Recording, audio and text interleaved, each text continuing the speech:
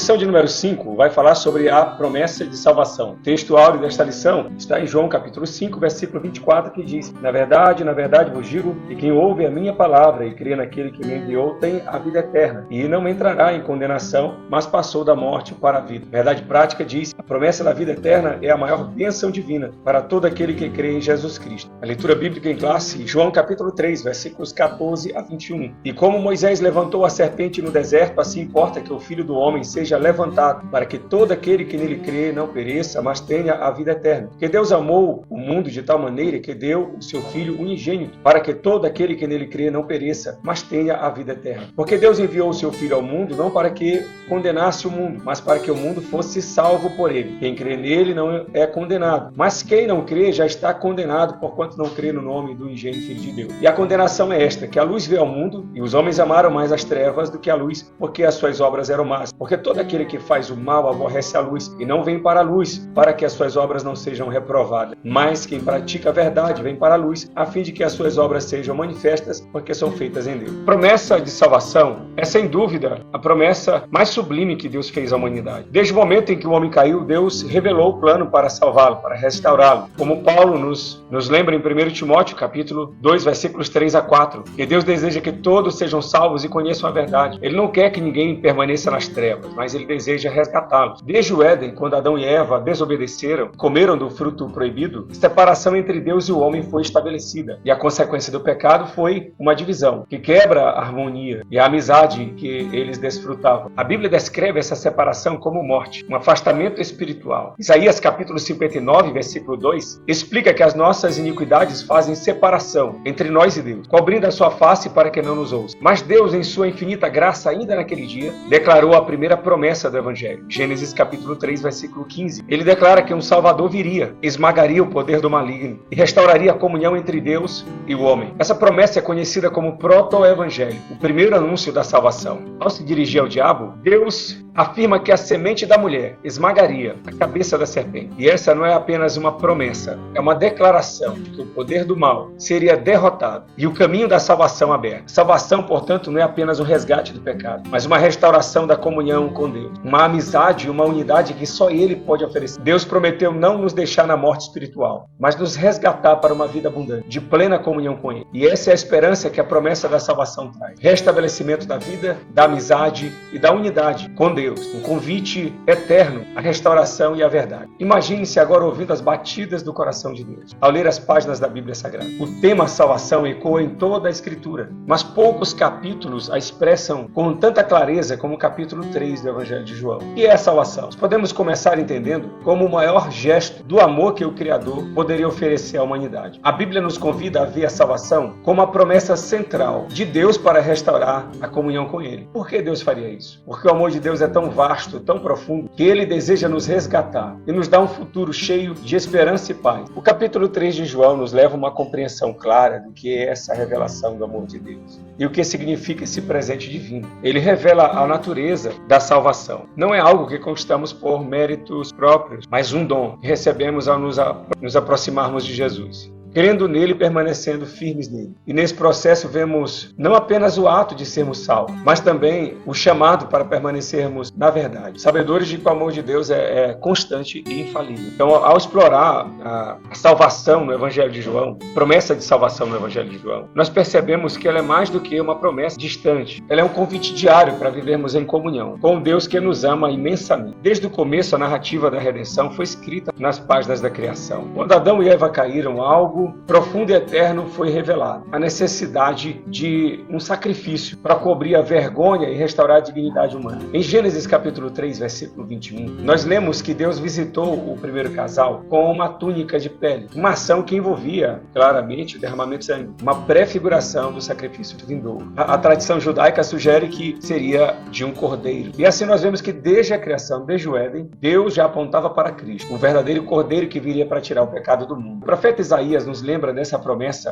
ao descrever que Deus nos revestiria com vestes de salvação. Isaías capítulo 61 e versículo 10. Esse manto de justiça só seria possível através do sacrifício de Cristo na cruz do Calvário, onde seu sangue foi derramado por todos. Mas esse plano de salvação não começou no Éden. Ele já estava presente no coração de Deus, antes mesmo da criação. Em Efésios capítulo 1, versículo 4, Paulo afirma que Deus nos escolheu nele antes da fundação do mundo. Em Apocalipse capítulo 13, versículo 8, a Bíblia fala do Cordeiro que foi morto antes da fundação do mundo. E a salvação não é um plano de última hora. Ela é um ato eterno, realizado no caráter imutável de Deus e no seu propósito divino de salvar a humanidade. É importante salientar mais uma vez que Deus deseja que todos sejam salvos. Em sua justiça e amor, Deus não faz acepção de pessoas e nem predestina alguns para a salvação e outros para a condenação, como algumas interpretações sugerem. Ao contrário, ele oferece a todos a oportunidade de serem salvos. Mas há uma condição: essa salvação vem através da semente da mulher, Cristo, cujo sangue foi derramado por nós. O sacrifício de Cristo é a essência da promessa de Deus. É o cumprimento de um plano perfeito, uma oferta universal de redenção, que nasce do próprio coração de Deus e atravessa a eternidade e estende-se a cada ser humano. Essa promessa que nos foi dada antes do tempo e foi consumada na cruz é o chamado de Deus para a salvação que Ele deseja para todos. A promessa da salvação se consumou ou encontrou seu cumprimento quando Cristo veio ao mundo, quando a semente da mulher se tornou homem. Paulo descreve essa revelação em Gálatas capítulo 4, versículo 4, quando ele diz: mas vindo à plenitude dos tempos, Deus enviou seu Filho, nascido de mulher. Aqui se cumpre o anseio da humanidade por redenção. No momento em que o Verbo se tornou carne e habitou entre nós, a promessa divina se tornou real, se tornou tangível. Embora Jesus tenha vindo no tempo e na história, o sacrifício que ele ofereceu transcende as épocas, transcende o tempo. É um sacrifício único, perfeito e eterno. Como está escrito em Hebreus, muitos santos do passado creram e foram salvos ao abraçar a promessa da vinda do Salvador, mesmo sem vê-lo diretamente. O seu sangue derramado na cruz redime desde o primeiro justo, Abel, até o último ser humano que nascerá no final dos tempos. Esse sacrifício não se limita a um período específico da história. Ele é a eterna salvação, que como o próprio Deus não se limita pelo tempo ou pelo espaço. No Antigo Testamento, o profeta Isaías declarou que Israel seria salvo com uma eterna salvação. Isaías capítulo 45 e versículo 17. E o autor de Hebreus, ele afirma que Jesus é a causa de eterna salvação para todos aqueles que lhe obedecem. Hebreus capítulo 5, versículo 9. Quando Cristo disse está consumado na cruz, ele nos mostrou que a promessa estava cumprida em todos os seus aspectos, em toda a sua plenitude. E o sacrifício de Cristo é eterno porque a sua origem está no próprio Deus. Deus é eterno. Ele salva a todos. Ele é extensivo a todos. Desde o primeiro até o último. Promessa feita antes da fundação do mundo cumpriu-se na plenitude dos tempos. Se estende para sempre, sem jamais perder seu poder e propósito. Para compreender a profundidade da salvação, é essencial entender que ela se origina na eternidade e se consuma em Cristo. Jesus, o Filho unigênito de Deus, entregou sua vida por nós de forma voluntária e intencional. Ele declarou em João capítulo 10, versículo 15, do versículo 17 ao 18, eu dou a minha vida pelas ovelhas. Ninguém a tira de mim, mas eu de mim mesmo a dou. Ele reafirma a sua entrega em um ato de amor, de obediência e de poder. Ele decidiu morrer para que pudéssemos viver. Ele escolheu o sacrifício para que pudéssemos viver eternamente, cumprindo assim a promessa divina da redenção. A salvação não é um plano emergencial de Deus. Ela é concebida na eternidade, revelada no momento da queda do homem, consumada na cruz. Em Cristo, Deus se torna tanto o autor quanto o agente ativo da salvação, sendo Ele próprio a base firme sobre a qual a redenção se apoia. O próprio amor de Deus, manifestado em Cristo, é a âncora da nossa esperança eterna. A promessa da salvação, primeiro ponto da lição. Imagine que você está no deserto sem esperança e de repente uma promessa de cura e salvação surge diante dos seus olhos. A Bíblia nos traz essa cena simbólica no livro de Números, capítulo 21, quando os hebreus, sob maldição de veneno, encontraram cura ao olhar para a serpente de bronze erguida no deserto. Essa imagem poderosa, ela antecipa a salvação que Jesus traria ao ser elevado na cruz. Uma salvação não apenas para o corpo, mas para a alma. O Evangelho de João nos apresenta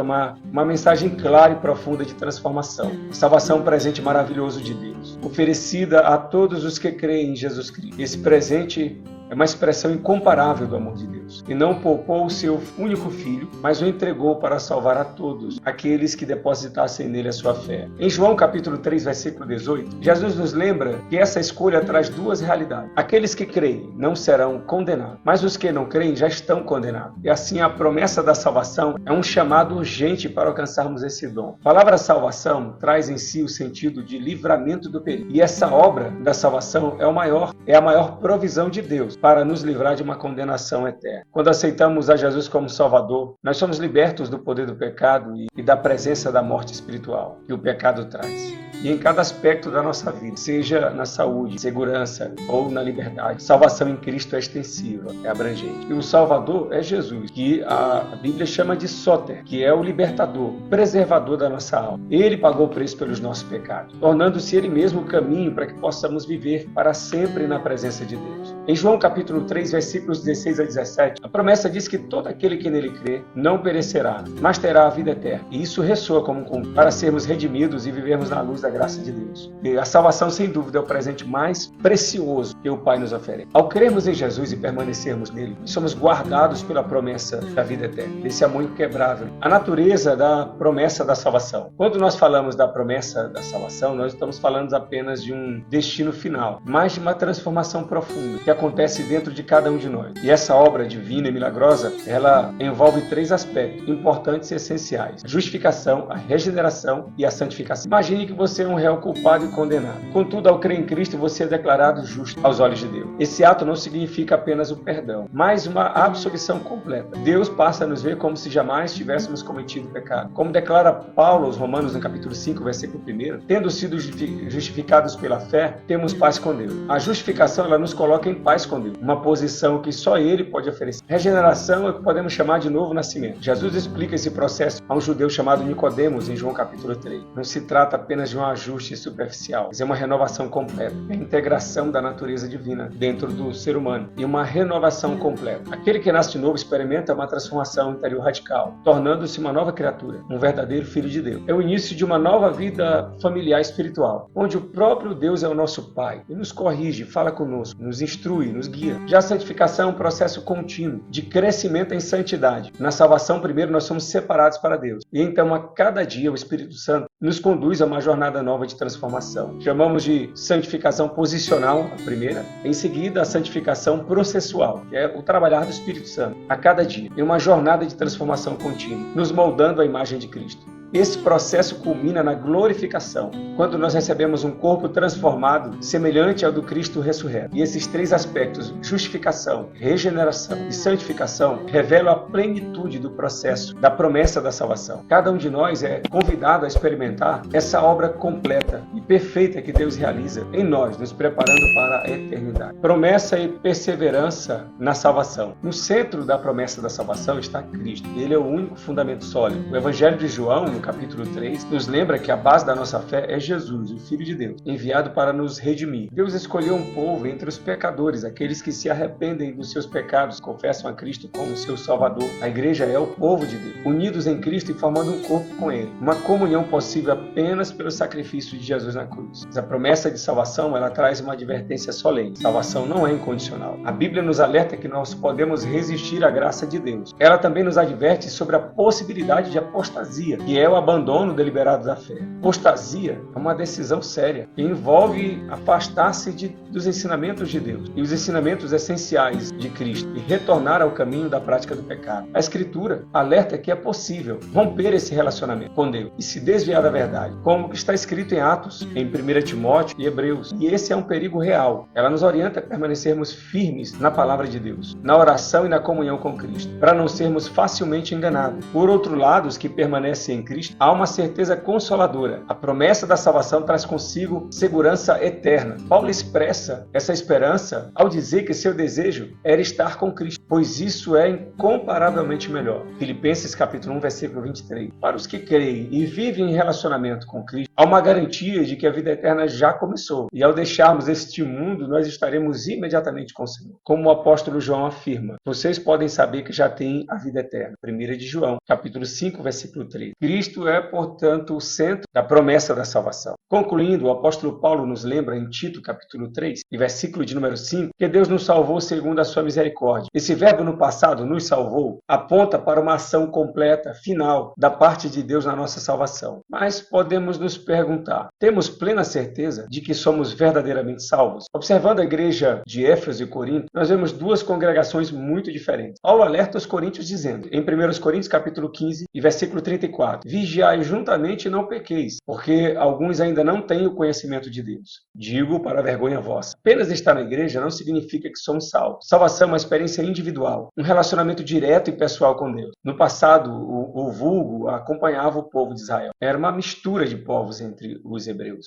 Na peregrinação no deserto, isso trouxe um fardo para Israel, porque eles não compartilhavam da verdadeira fé com os hebreus. Números capítulo 11, versículo 4 e Êxodo capítulo 12, versículo 38. Jesus nos alerta sobre essa realidade de estarmos perdidos dentro da casa. Em Lucas capítulo 15, versículo 8, ele conta a parábola da moeda perdida, e isso para os judeus, a moeda perdida dentro de casa. E em Ezequiel capítulo 34, versículo 4, lemos sobre a ovelha perdida no rebanho. Nós podemos estar no meio da comunidade da fé e ainda assim estarmos perdidos espiritualmente. E Jesus questiona cada um de nós. Temos a certeza da nossa salvação? Em Lucas 9, versículo 23, Jesus nos desafia a tomarmos a nossa cruz diariamente e a segui-lo. Ele não chama apenas para vir a mim, mas para vir após mim. Um ato contínuo e perseverante de segui-lo. É um convite ao discipulado, que é ser um verdadeiro discípulo de Jesus. Em Lucas capítulo 14, versículos 26 a 33, ele coloca 3 exigências, dizendo que aquele que não cumpre essas condições não pode ser seu discípulo. Amar a Deus acima de todas as coisas, carregar a própria cruz e renunciar a tudo. Essas palavras de Jesus nos convidam a examinar a nossa caminhada. Será que somos verdadeiramente discípulos ou apenas achamos que somos? Esse é um chamado para reavaliar a nossa vida e garantir que a nossa fé não é apenas de palavra, mas de uma entrega genuína, como filhos que verdadeiramente seguem o Pai e que vivem em completa dependência do seu amor e da sua salvação. Ao refletir sobre a promessa de salvação, somos lembrados de algo essencial, que é a salvação de onde vem, oferecida pela mão graciosa de Deus ao pecador perdido. No entanto, essa promessa de salvação não é imposta ao pecador. Ela requer uma resposta pessoal e humilde da nossa parte, um coração que aceite o amor e a graça que Deus estende. Salvação, ela começa com Deus, antes do tempo, mas é o pecador que a escolhe, a aceita ou a rejeita. Aqueles que abraçam a fé cristã em Cristo encontram a vida e o perdão, enquanto os que rejeitam permanecem presos aos seus pecados e separados de Deus. Como Paulo escreve aos Efésios no capítulo 2 e versículo 1, sem Cristo estamos mortos em nossos delitos e pecados. A salvação não é uma simples afirmação, é uma transformação que impacta a nossa conduta, que transforma o nosso coração e o nosso lugar diante de Deus na eternidade. E essa promessa nos inspira a viver com fé e gratidão, atentos à nossa jornada, firmes no caminho que nos leva à vida eterna em Cristo Jesus. Tenha uma boa aula e que Deus abençoe.